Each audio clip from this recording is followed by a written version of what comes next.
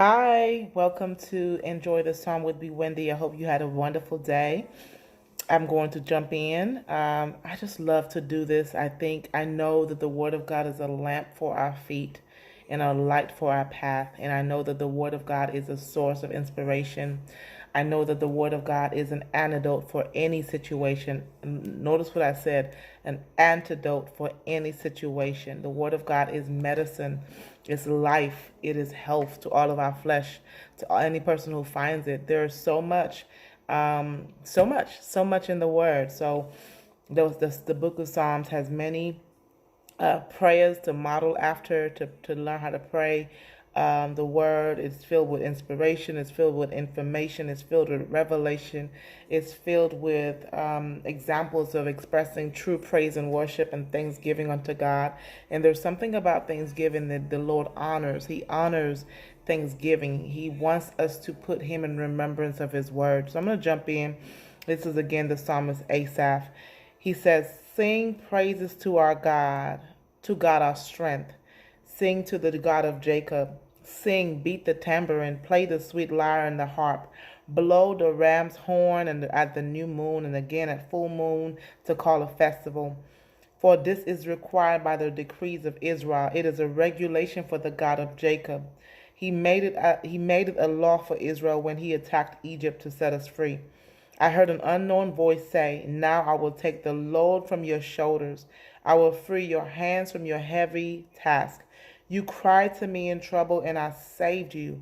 I answered out of the thundercloud and tested your faith when there was no water at Meribah. Listen to me, my people, when I give you stern warnings. O Israel, if you would only listen to me. You must never have a foreign God. You must not bow before a false God, for it was I, the Lord. It was I, the Lord, who rescued you from the land of Egypt." This is such a relevant message. Even now, we must not have anything that puts itself before God, right? God has rescued us so many times, and I'm sure those of you who are listening to me, you can say, whether you believe or not, if you choose not to believe, that's fine. But I'm sure if you really look at your life, you'll know, you can realize, you can identify at least one time that God rescued you. He says, "Open your mouth wide, and I will fill it with good things." But no, my people wouldn't listen. Israel would not take me around, so I let them follow their own stubborn desires, living according to their own ideas. Oh, that my people would listen to me. I mean, my heart is grieved. Like I could just sense that God is saying that to us right now. Oh, that my people would listen to me. Oh, that they would just heed to my instructions. Oh, that they would just trust me. Oh, that they would just serve me. Oh, that they would just put me first. Oh, that they would honor me. Oh, that they would obey me. He says, oh, that my people, if only my people would listen to me. Oh, that Israel would follow me, walking in my paths. How quickly would I subdue their enemies? How soon my hands would be upon their foes. Those who hate the Lord would cringe before him. They would be doomed forever. But I would feed you with the finest wheat. I would satisfy you with wild honey from the rock. Psalm 82, God presides over heaven's court. He pronounces judgment on the heavenly beings. How long will you hand down unjust decisions by favoring the wicked? Give justice to the poor and the orphan. Uphold the rights of the oppressed and the destitute. Rescue the poor and the helpless. Deliver them from the grasp of evil people. But these oppressors know nothing. They are so ignorant. They wander about in darkness while the whole world is shaken to the core. I say you are gods. You are all children of the Most High. But you all will die like mere mortals and fall like every other ruler. Rise up, O God, and judge the earth, for all the nations belong to you. This is good.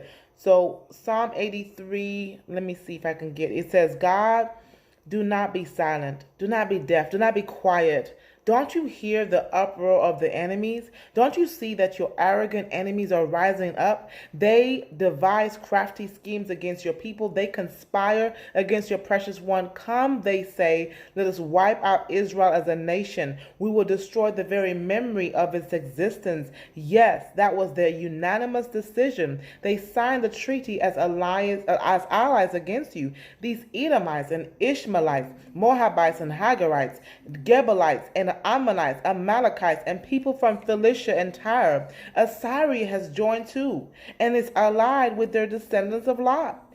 Do to them, so this is a prayer about his enemies. He says, do to them as you did to the Midianites, as you did to Sisera and Jabin at the Kishon River. They were destroyed at Endor, and their decaying corpses fertilized the soil. Let their mighty nobles die as Oreb and Zeb did. Let all their princes die like Zebah and Zalmunna. For they said, let us seize for our own use these pasture lands of God. Oh my God, scatter them like tumbleweed, like chaff before the wind. As a fire burns a forest, as a flame sets mountains ablaze. Chase them with your fierce storm. Terrify them with your tempest. Utterly disgrace them until they submit to your name. Ouch. Let them be ashamed and be terrified forever. Let them die in disgrace. Then they will learn that you alone are called the Lord, that you alone are the Most High, supreme over all the earth. Wow. So feel free to read these for yourself. Again, you would have, if you have been following from Psalms 1, you will kind of see the progression. Some Psalms talk about just remembering the times of the children of Israel, which is such a great story. So I've read Psalm 81, Psalm 82, and Psalm 83, and I hope that something out of these Psalms is encouraging to you, and I'll be back tomorrow. All right, bye-bye.